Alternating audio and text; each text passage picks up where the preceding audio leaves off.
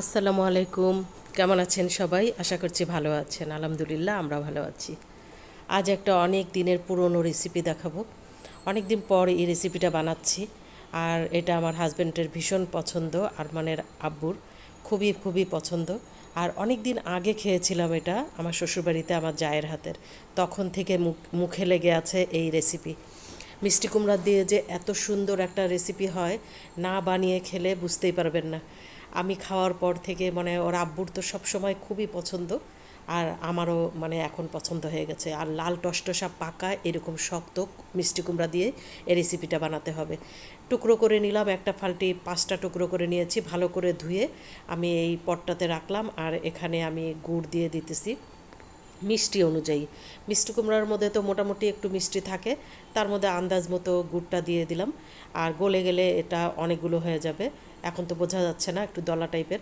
আর 2টা এলাচ আর একটা দারচিনি দিয়ে দিলাম, তেজপাতাও দেওয়া যেতে পারে, ফ্লেভারটা সুন্দর আসবে।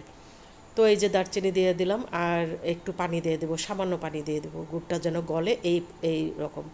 প্রথমে একটু আঁচটা বাড়িয়ে চুলার মধ্যে দিতে হবে ঢাকনা দিয়ে, তারপরে আঁচটা কমিয়ে দিতে হবে। গুড়গুলোকে আমি ছড়িয়ে ছড়িয়ে দিতেছি যেন চারিদিকে গলে যায়। আর এই রেসিপিটা আমাদের রংপুরের ওইদিকে প্রায় লোক মানে প্রায় বাড়িতেই গ্রামের দিকে খেয়ে থাকে। শহরে খায় কিনা জানি না। আর শহরের লোকরাই তো গ্রামের যারা থাকে তারাই তো শহরে আসে, তাই না? আর এই পুরনো জিনিসগুলো কিন্তু ভুলতে পারে না একবার খেলে। এত সুন্দর ঘ্রাণ আর এত সফট, কাউকে যদি না বলেন যে এটা মিষ্টি কুমড়ার মোরব্বা বা যে কোনো মানে একটা ডেজার্ট, কেউই টের পাবে না যেটা আপনি মিষ্টি কুমড়া দিয়ে বানিয়েছেন। যে বাচ্চারা খায় না তারাও খাবে। আমি প্রথমে আঁচটা একটু বাড়িয়ে দিয়েছিলাম, পরে হালকা আঁচে পানি শুকিয়ে নিয়েছি।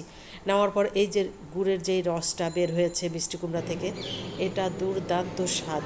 এটা মিষ্টি কুমড়ার মধ্যে দিয়ে খেতে হবে। আর ভিতরটা তো কত সফট হয়েছে সেটা আপনাদের দেখাবো আমি খুব সহজেই, তাড়াতাড়ি করে দেখালাম। আর এটা কিন্তু একটু আঁচ কমিয়ে আস্তে আস্তে জালটা পানি বের হবে যখন, তখন আঁচটা কমিয়ে দিবেন। আঁচ কমিয়ে দিলে মজে যাবে যখন, তখন জালটা মানে কমিয়ে দিয়ে আস্তে আস্তে করতে হবে। সফট হয়ে যাবে, ভিতরে রসগুলা ঢুকবে, মিষ্টি ঢুকবে, তখন এটা বানাতে মানে নামাতে হবে। উপরে কিছু বাদাম দিয়ে, কাঠবাদাম দিয়ে সাজিয়ে দিলাম। আর এটা খেতে কিন্তু অসম্ভব মজা হয়েছে এই কাঠবাদামটা দেওয়ার কারণে। আর গুড়ের তো একটা ঘ্রাণ আছেই। আর এটা মানে কী যে বলবো, একসঙ্গে মানে গুড়ের সঙ্গে মিষ্টি কুমড়ার সঙ্গে একসঙ্গে হয়ে, আর এলাচের যে একটা ফ্লেভার এত সুন্দর খেতে লাগে, না খেলে বুঝতে পারবেন না। আর ভিতরটা অনেক রসালো আর সফট হয়েছে। এই যে দেখাচ্ছি, মনে হচ্ছে কালোজাম মিষ্টি যেমন হয় সেই রকম সফট হয়ে গেছে। দেখুন নিচের চামড়াটা পর্যন্ত খাওয়া যাবে। এটা কিন্তু আমি চামড়াটা ছিলে ফেলি নেই, গোটাটা ওইটা যতই পাকা মিষ্টি কুমড়া হোক না কেন চোচাটা সহই দিতে হবে। আর চোচাটা সহ দিলেই ভিতরটা গলে যাবে না আর কি, সফট হবে কিন্তু গলে যাবে না। দেখেন কালো জামের মতো একদম, খেতে কিন্তু অসম্ভব মজা হয়েছে। আজকে ওর আব্বুকে দিয়েছে, ওর আব্বু তো ভীষণ পছন্দ করেছে। আল্লাহ হাফেজ, সবাই খুব ভালো থাকবেন।